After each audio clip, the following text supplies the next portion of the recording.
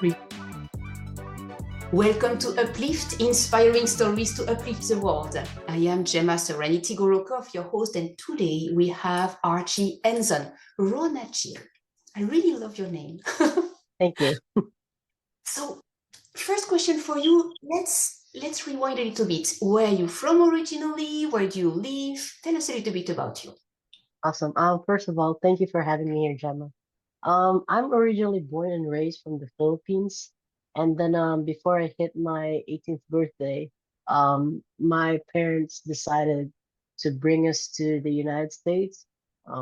As we all know, the Philippines is essentially a third world country, and being in the United States just gives you so much more opportunities in life that we wouldn't be able to get if we were in the Philippines.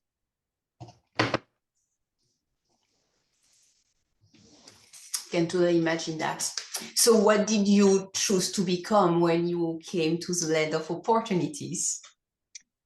I essentially joined the U.S. Navy after finishing school and all that stuff. And then, to date, right now, we're also managing our own side hustle business on the side as well. That's amazing. What attracted you to sign up for the Navy? I think for me, it's really all about finding direction and purpose in life. Because when I was in the Philippines, I was pretty young. I was in my teenager years, and here in the United States, the legal age to drink is 21 years old. I don't know. I actually don't know what it is in the Philippines, but if you want to drink at a really young age, you can because there's nobody who asks for IDs and all that stuff. So essentially, when I was a kid, I was very focused on just partying and just living my best dumb life, you know? And I knew like, the things that I'm interested in and all this stuff, but I just didn't really have that like push to be like, hey, look, get your, I guess like get yourself together, kind of deal. And my dad, he basically kind of like told me about the Navy and all that stuff. And during this time, because I finished my degree in the Philippines and then I had to keep coming back and forth, the country, um, it's essentially like my time to for my citizenship kind of like reset because I think you can't leave the country for more than 180 days or something like that. I really don't remember. But anyway, like so if I would have had to choose like a traditional job, I would have waited 5 more years to get my citizenship. So I felt that joining Navy is a win-win because, military, it always brings the structure in your life. Um, just because of like how they train people and like the citizenship side was always been, something that it's basically every immigrant's dream, right? So that was kind of like the big push for me. So how long did it take for you to get the US citizenship? Oh my God. When I joined the Navy, instead of waiting the full 5 years, it was essentially you join boot camp, you start your boot camp 8 weeks, and then essentially after that, you pretty much get your citizenship. Yes, because basically they want to send American people regardless where they are from originally. Exactly. That's amazing. Okay, so I understand much better why that really looked appealing to you between the structure and indeed, if it is a super fast access to citizenship, well, why Why not? not? And you didn't have children at that time, so you didn't have all that that difficulty to choose because you were just 18 and you were not yet in a couple relationship or anything like that. No, I had a girlfriend back then, but it wasn't really anything serious, I guess. I met my wife while I was already in the Navy. So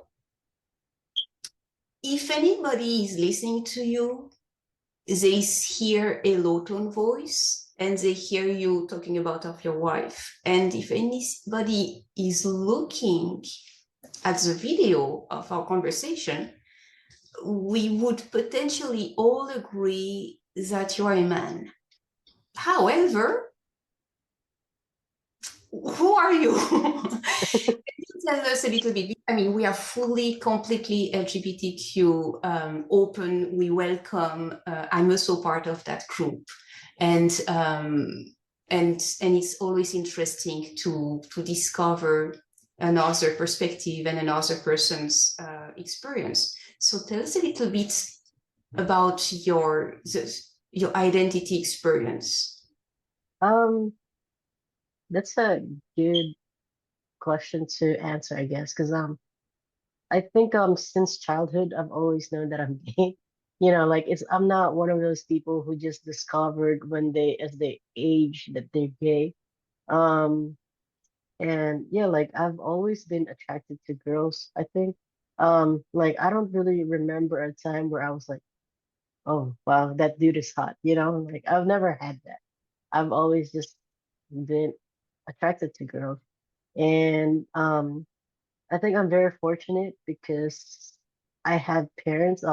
So my dad, basically when I came out, I essentially told my dad, but he was already in the United States back then. I was only like I think 11 years old or something. I really don't remember. But I remember sending him an email because back then calling to the United States was expensive, right? Because I was still in the Philippines. So the best way to reach out to him was through email. And then I told her, I was like, hey, you know, I think I'm gay. I actually, and then I just kind of was just open to him because we've always had that relationship that like we're cool with each other. Um, so yeah, and then I think I'm grateful because the response wasn't negative per se. You know, my dad has always been was like, well, how many girlfriends do you have? You know, like it was like a joke, but I was like, oh, you know, like I thought you would be like shunned or something like that. And then my mom, she's more reserved because she's more religious, I guess. So at first she didn't really accepted it. But I mean later on she accepted it and like now she actually loves talking to my wife more than me, I think. I guess I'm asking actually, is your wife completely feminine in her appearance Yeah. or? Okay, okay. That's amazing.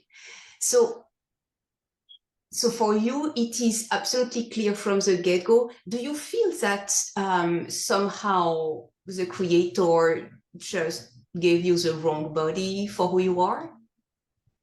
I mean, I think it's kind of hard to not think of it that way, Yeah. you know, because like at the end of the day, I don't feel as feminine. But I also kind of like believe that like I guess things happen for a reason, you know. But if I had to pick, obviously I wouldn't pick to be in a female body. But it's kind of weird because like I'm not really a, you know, like because in the LGBTQ community, the T stands for transgender. And I don't really classify myself as a transgender. So I guess I'm more boyish, but not really manly. You know, I don't know how to kind of like differentiate it, I guess. Interesting. Yeah. I think it's a very interesting consideration, exactly coming through all these different colors and perception and identity. It's a real search of our soul, of our purpose, of who we want to be. And at the end of the day, when we really take a big step back and we look at all these energies and all these universal laws, one of them is the law of gender. But the law of gender does not mean like there is a male and there is a female and there is nothing in between. It's not that. It's there is male and female in all of us. When you I like that. balance between both, you are completely well. When you are leaning too much on one or too much on the other, there is a misbalance. And it's like, oh, okay, I can live with that, right? Yeah. Because we indeed all have both energies in us, always. Definitely. So that is one of the way I actually came to understand and to better and embrace this diversity we have between all of us. Yeah. So are you in a specific I don't know, how is it in the Navy? Do you have a group for male and a group for female, or everybody together, or it doesn't matter, or does it matter? Um, so I think there's like a very, very, very small population of like transgender people in the military. I think during the President Trump's administration, he didn't want to have any transgender join the military. And I'm not really pro or anti transgender per se, but to me, to me, does that suck for like, transgenders to not be able to join if you really want to be part of that, bigger mission and bigger purpose in life? Yes, but also I also understand why, because like if you're I can't speak for any other branches, but for me, I'm in the US Navy, right? And I'm speaking about this from like experiences, right? So essentially, if you're thinking of like being on a shipboard environment, because at the end of the day, Navy, our job is to be deployed on ships. So if you look at a ship, for example, it's already hard to have enough racks for just females and males, right? And if you factor in transgenders, and again, nothing wrong with that, because at the end of the day, it's just one big community. But if you factor that in, then you're gonna have to end up creating separate bathrooms, which is it's a luxury in a shipboard kind of environment. You're gonna have to end up creating separate racks or like um living beds or bunk beds for that kind of a specific arrangement. Um, Healthcare wise, that because I have transgender friends, and a lot of the things that I noticed when I ask about like, hey, how's your transition? Because like before you transition and like during your transition, there's a lot of like mental roadblocks on it. Because before that, you already know that you want to be on a man's body, right? And before you get to like take testosterone and all that stuff, before all of that, you're probably already dealing with like depression and all that, right? So if you add transgender to the mix in the military, that alone increases the amount of people who deals with mental health issues, right? And then um, let's say somebody's already transitioning, they're they're doing their transition essentially. So that, like, and let's face it, like, not a lot of people accept transgender. Like, there's still a lot of people who doesn't accept like just lesbians and gays in general, let alone transgender, right? So just the amount of like, making fun of and like shame that you could experience within the military, and like if you're like contained in that kind of environment, because like being in the military, you can't just fire yourself. You can even be fired. This is the crazy part. The only like if you suck at your job, they can't just be like, you know what, we're letting you go. It doesn't work that way. You actually have to do something really crazy for you to get kicked out. And even if you get kicked out, it takes months, it takes years to even get to that.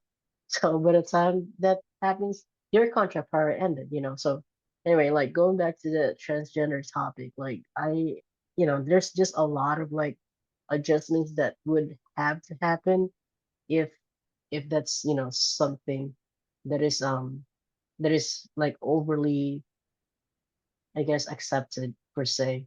And yeah, like even now there's like transgender people in the military community, and I know there's really not a wide acceptance of it. So yeah. Mm-hmm. Mm-hmm. Yeah, it would require a large, first of all, a commonly held belief that we have simply maybe three gender, just to put everything non-binary in the third gender. And from there, indeed, a lot of things would have to be adjusted Yeah. in so many places, which doesn't mean it is not done, which Oh yeah. just probably means it's going to take, I don't know how many decades, the time to adjust and adapt. Because I have seen already that signage, like signaling women bathroom, man bathroom, and something in between where Yeah. they put both together on Yeah. that signage. It's like, that is interesting. Okay. So everything non-binary, basically. That's really interesting. So do you consider, so did you join the female group or the male group? Um, I mean, in boot camp, you just join the female, I guess, or like, and yeah, it, like the non-binary doesn't really exist when you pick a gender in the military. Yeah. But otherwise you choose non-binary when you have to identify yourself on forms and everything. When you have the option, you choose non-binary, or you choose what? Or prefer to not answer? There is Yeah. this. Yeah, basically that. Yeah, yeah. That's an Yeah. interesting one. But do you use the pronouns they and them, or she, or he? I use she, You her, use, yeah. d'accord. Wow. But thank you very much for being candid and open, because it's very important for people to accept, to understand who they accept, and who is around, and how people identify themselves, and how do you guys want, pardon, how do you guys want us to welcome and to be and to behave or to call or anything like that? Because without those very clear instruction, it's difficult to be accepted, right? Yeah, you're right, yeah. Because But there is so. I think a good piece too is like I think people shouldn't like act differently towards, like the LGBT community in general. Because like I think people tend to like kind of like either overly reach and like say a lot of comments, or like they go on the sidelines and like, I don't know how to act around these people. And it's like not a disease, like chill out. So Exactly, yeah. exactly. And there is also something that is very funny and interesting to observe. Everybody have their own attraction to a very specific kind of people. That's normal. We all have that. So Why suddenly, because someone has an attraction towards the same sex than them, why suddenly would that be a problem when we all have some attraction with some people? And what? Do we always talk about attraction all the time? No. no, Do we have like business relationships? Sure. Okay, so what is so different? And why would that actually really matter? yeah, Honestly, just think of it. Does yeah, it really matter? I mean, right, as there is no real attraction between the two people talking, there is no reason to even be concerned about that, yeah, yeah. right? Because like at the end of the day, let's say you're dying on a table, and if there's the only person who has the expertise, the certifications, the skills, and credentials to save your life, you're are you really gonna sit there and like, oh no, I need somebody else? No, you're obviously, like you're gonna want to be saved, right? Like you're gonna be wanting to be treated or something like that. Exactly. Yeah, that's interesting. So you, for your own experience, since your youngest age, you'd never even thought about men in order to get in a couple with them. You No, always women when I and was girls. a kid, I mean not a kid, but like before I got into like serious relationships and all that stuff. Um, I was like thinking, I was like, why am I not attracted to men, you know? And I thought at first, I was like, am I like just being overly picky? But yeah, but I don't know, like, cause like, well, for my elementary, high school, and all that. Well, it's more of like the younger grades back in school. I studied in like I studied in like an exclusive girls' school, so maybe that affected stuff. But the funny thing is, it's actually a Catholic school, so it's a very religious school. But then, yeah, That's interesting. So tell us a little bit about your business. You said that you have a side hustle and you do SEO, is that right? yep, So tell yeah. us a little So bit, how do you help? What can you come up with? Who works with you? yeah, so basically, I have a digital marketing agency, and then on the side, I kind of like help my wife, basically quit her 9 to 5, and then we do all the marketing automation, AI, SEO for that business, but also we do it for clients too. And I think the unique piece is that, I mean, I guess it's not really unique, but like the unique thing is that, um, because I studied my bachelor's in IT in the Philippines, I kind of like have my own network there of people that I trust, that I know who are way smarter than me. And then essentially because they're in the Philippines and they're my friends, and I'm in the Navy. So when you're, like when you're deployed or you're underway and all this stuff, you're basically out to sea. That means you basically do not have that kind of that line of communication to the outside world. And to me, I was thinking, I was like, all right, like I can learn how to do things, I can do the things, but do I have the time, realistically speaking, to do the things? I don't. So what I did instead was essentially tap into my network, and I basically hired my college classmates to build software um, that I now sell to small businesses in the United States. Pretty cool. That's super cool. Super cool because with that, actually, you know them, you trust them. And as you cannot be there 24/7 or even just already 9 to 5 all week long, you cannot do that. Now you know that you have a trusted team working for you, for your clients, not far because it is still home for you and at least where you grew up. And with that, you can actually help. Yeah, That's and true.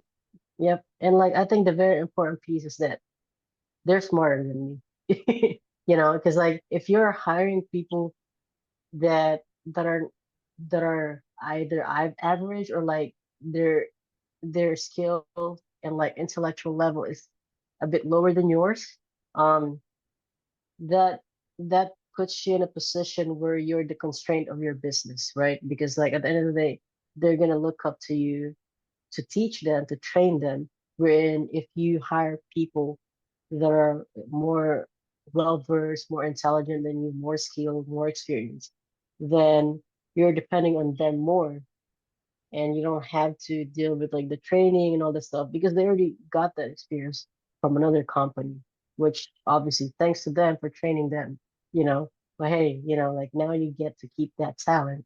And yeah, you're right about, what you said, because like they're people that I truly trust, and like if I don't show up, I know they will. So Indeed, that's wonderful.